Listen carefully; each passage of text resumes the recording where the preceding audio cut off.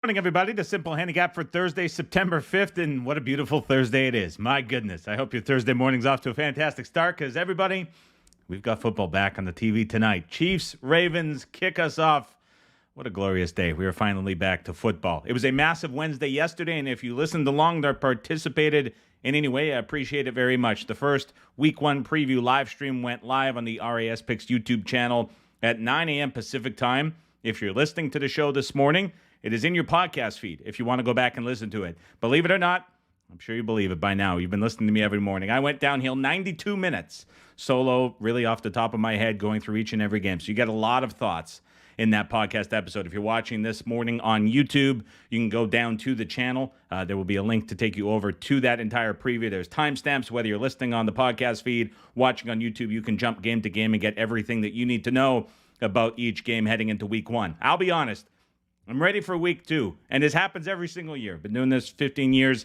You think about Week 1 for months, and then Monday comes, and Tuesday comes, and Wednesday comes. You're talking about the same thing, and the same thing, and the same thing, and the same thing.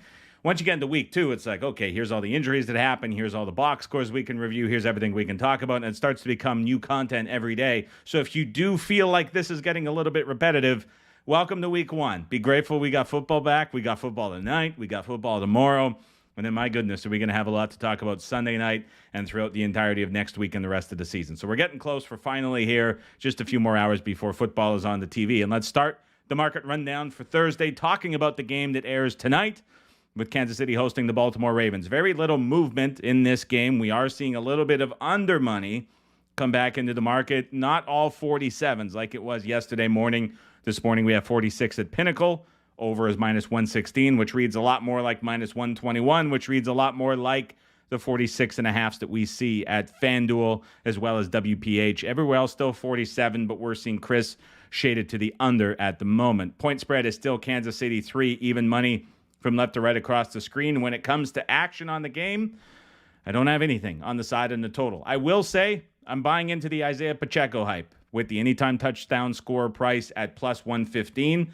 I look at where he has closed in recent games and comparable prices in the Super Bowl. He was even money against Buffalo, Baltimore, Miami, the final 3 games prior to the Super Bowl in the playoffs. Minus 115, plus 105, plus 105. And then if you go all the way back prior to injury, Cincinnati, Las Vegas, minus 120, minus 130. So he was a guy that was priced consistently even money, or even going off around minus 120, minus 130 last season.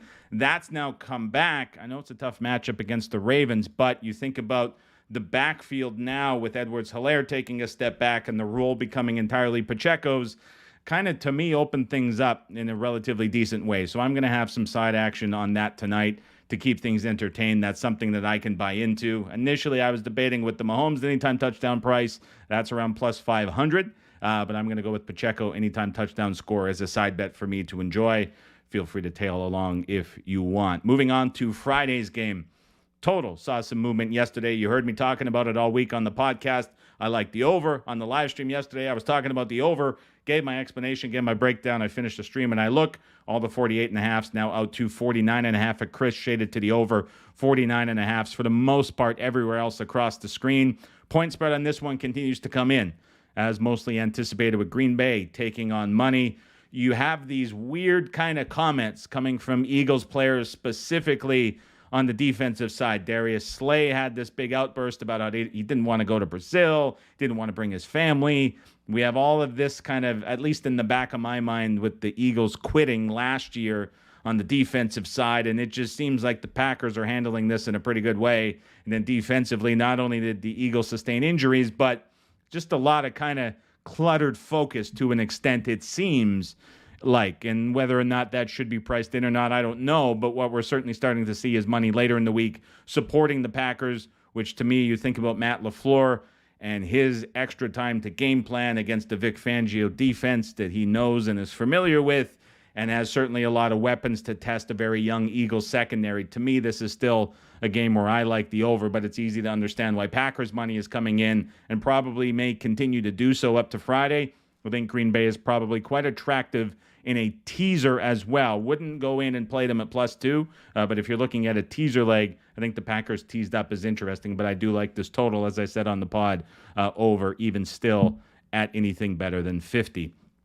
Let's jump over to Sunday. Now, this is going to be an interesting card to watch this morning, specifically at 6:15 a.m. Pacific time. If you're at work, you're on the East Coast, it's 9:15, you're just settling in. If you're on the West Coast, you're out, you're walking the dog, you're following things along. If you've got an odd screen up, if you go at 6:15 a.m., between 6:15 a.m. Pacific and about 6:22 or 6:23, you're going to see 2 or possibly 3 games move on the board. It's not coming from us. It's coming from another prominent service. You'll see the screen light up. You'll see everything move, and that'll be a pretty good indication of what's to come. Then about 30 minutes later, closer to 10 a.m. Eastern, 7 a.m. Pacific, you're going to see probably another game move as well. Could end up on the first half on that side of the board. We'll see. My guess is that we're going to see a full game move as well. So there's 3 anticipated releases that are going to occur between 6:15 a.m. Pacific and let's call it 7:05, 7:10 Pacific. And maybe if you're watching the screen, you're sitting along, you can get a good glimpse of what's going on or at least know what is driving them. And I would expect both of those to come on the Sunday card unless there's going to be one on Green Bay. And I don't have a strong sense of speculation this early in the season, but I think we're going to see 3 Sunday games move, 2 between 6:15 and 6:22, and then another one just after 7 would be my expectation. Possible chance we see one in this game as well. Jacksonville on the road at the Miami Dolphins. This number is still a soft 3.5 for Miami across the board. Total in this game, 49.5 at open. It is now 49 for the most part across the board, with 48.5 showing at Circa and another 48.5 showing at FanDuel and Pinnacle as well. The big news that came out of this game yesterday was that Jalen Ramsey was not at the first practice of the week. If you go and watch the Mike McDonald clip and you can understand what in the world he is trying to infer about the injury, send me a direct message on Twitter. I watched it 3-4 times.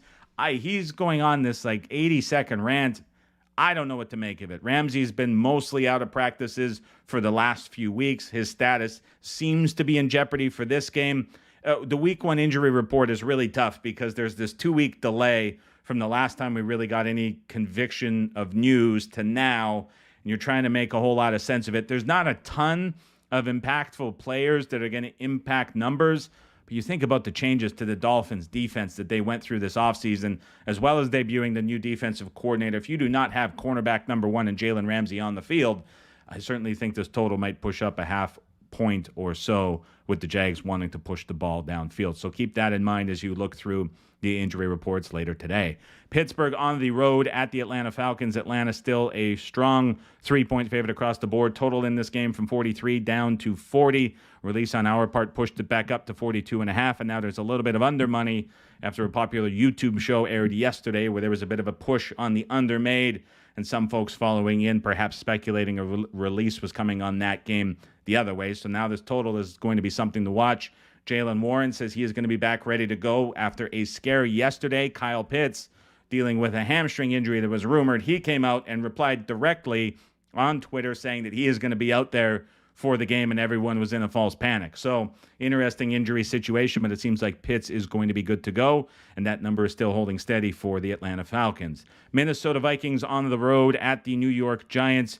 Minnesota out to a 2-point favorite at crisp 1.5 everywhere else on the screen except for DraftKings, who's falling in line with BetCris on this side. Total in this game is at 41.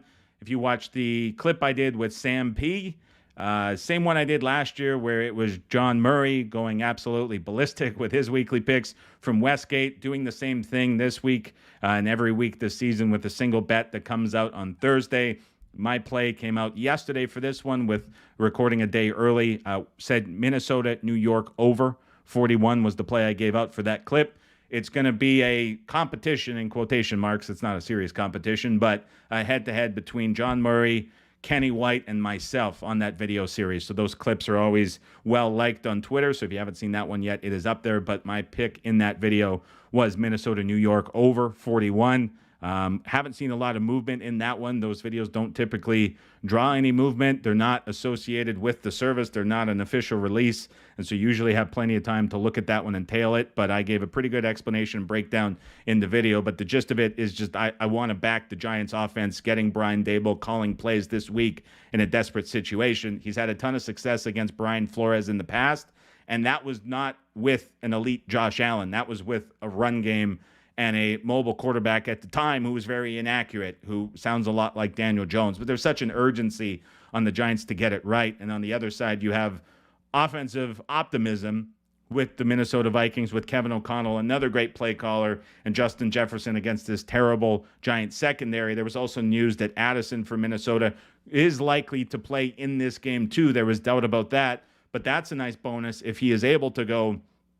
To me, it's too short of a total. So that was the over that I went with in that game. I also do like the Giants here getting the points. A good friend of mine, the Hitman, is on the Vikings, released it, talked about it yesterday on his live stream too, and that is what pushed this number up another half point. So I'm on the opposite side of him, which is never a good situation, but it certainly happens throughout the season. Carolina on the road at the New Orleans Saints. Saints still holding steady as a 4-point favorite. We've talked about this game a ton. We know where the clear buy points are. We know where this market is sitting. Lots of Saints interest at 3.5 and 3. Lots of sharp money and pro money on Carolina at 4.5 and 5.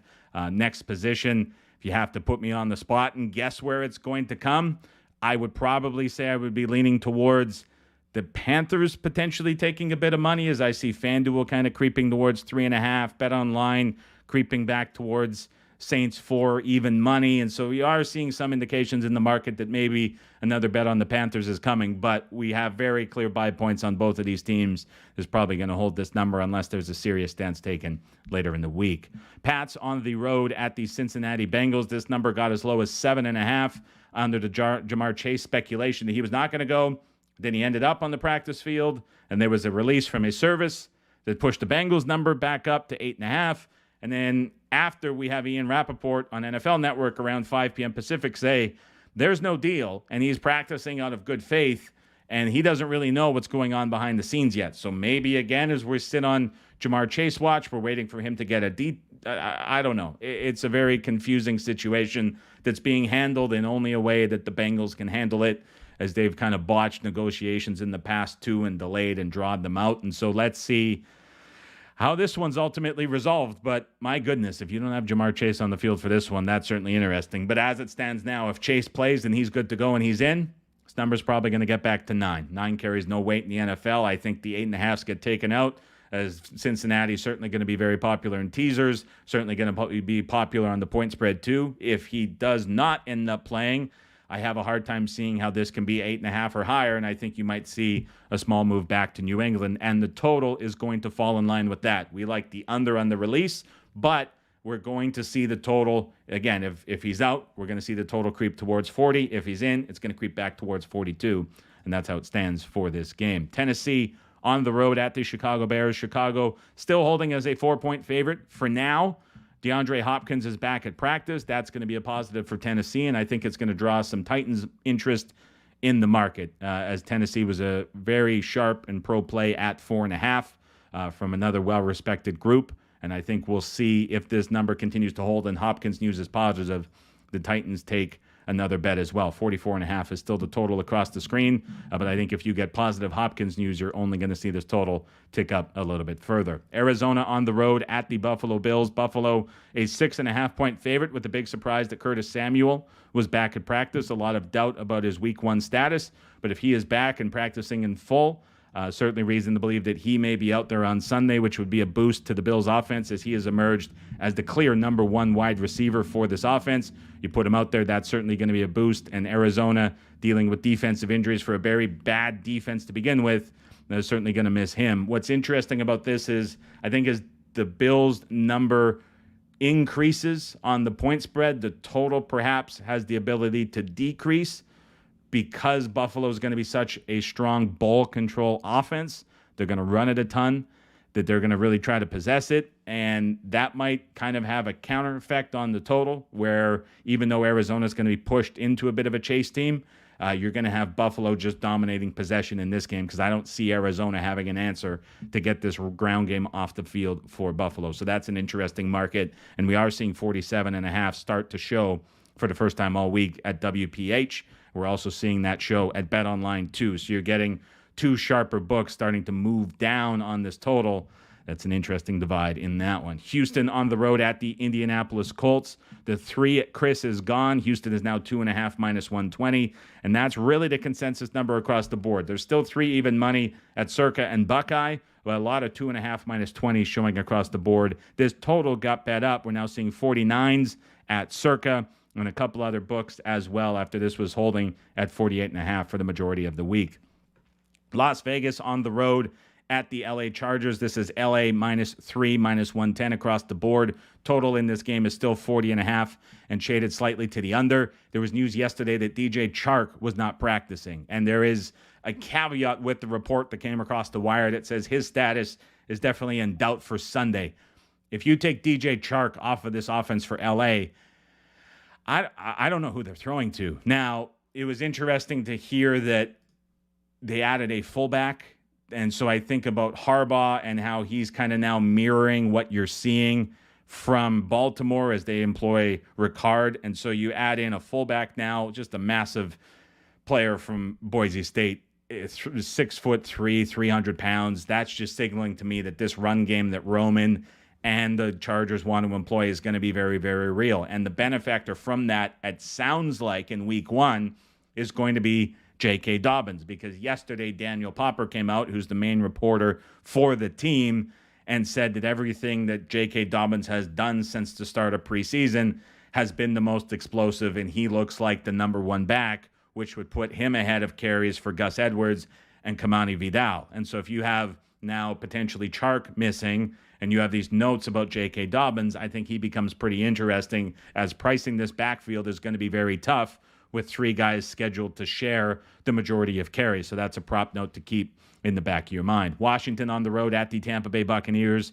3 -120 is the consensus price across the board for Tampa Bay. Total in this game, 44, but shaded down. And I think we'll see this creep down as the Roth weather report that I've referenced a ton had this game flagged 75+% chance of rain. Really tough to predict, really tough to forecast. We've talked about it all week. Wait and see what happens. If you get that flag taken away, certainly think it becomes an interesting game to look at. We saw over money come in consistently. I think you might also be inclined to look at Tampa Bay. You might also be inclined to look at Terry McLaurin, Mike Evans, prop-wise, as there's certainly going to be opportunities for both passing games in this spot, but that weather's going to dictate a lot. So that's a storm that you have to keep your eye on as the week progresses, but the total coming in because of that rain uncertainty. Seattle hosting the Denver Broncos. Seahawks still a 6-point favorite across the board, total 42. Very little movement in this one. I think JSN stock for Seattle certainly going up. Tyler Lockett will play under all regards, but he is limited in practice. He's been dealing with a bit of an injury. JSN is going to be wide receiver number 2. Seattle wants to run the football a ton. Yesterday, DK Metcalf had a very interesting comment about how run-heavy this offense is going to be, which really benefits Kenneth Walker. But we know Ryan Grubb from Washington loves to set up those downfield shots. If Lockett's not 100%, JSN is going to benefit. Metcalf is going to draw top coverage from Surtain. JSN is going to be the guy playing off of it in the slot. Lots of potential for him to have a big game in this spot. Dallas on the road at the Cleveland Browns. Still 2.5 for Cleveland, left to right across the screen. Total still 41. When you look at this game, the thing you need to know is up front for the Cleveland Browns. We now know Jedrick Wills will not start in this game. It sounds like Tyler Conklin has moved from the right side of the line to the left side of the line. It'll be his first snaps at left tackle in more than a decade. DeJuan Jones is going to step in at right tackle in his place. You have a Browns offensive line shifting, but what that is going to do is probably prevent a bit of a negative matchup with Jerome Ford in the backfield against this Cowboys front, which should certainly be able to generate pressure on Deshaun Watson. So I think this Browns offense is going to be debuting under new offensive coordinator, might have a bit of a hiccup now with this O-line shifting and running a little bit behind schedule. And now you have guys switching positions. That sounds like a bit of a clunky scenario. So I'm still looking for a 3 in this. You show me 3, I'm taking the Cowboys. But right now, it's a pass and a stay away for me, waiting for more news. Sunday Night Football, LA Rams on the road at the Detroit Lions. Detroit still 3.5. Total still 51. And on Monday Night Football, the New York Jets on the road at the San Francisco 49ers. San Fran still a 4.5-point favorite across the screen. Total in this game still 44 from left to right across the screen as well. That'll do it for me today. Reminder, that preview podcast is up on the podcast feed. If you're watching this video on YouTube, it is down below in the comments or on the right half of your screen as you can jump over. Timestamps in the description on the pod feeds. Timestamps in the description on the YouTube video. Whew! We've got a lot going on here, but you can jump into that. It's 92 minutes of my thoughts on every game this week, every side, every total, and a lot of prop thoughts thrown in there as well. Have a fantastic Thursday. Enjoy Thursday Night Football. We're back all the way. Enjoy it. We'll talk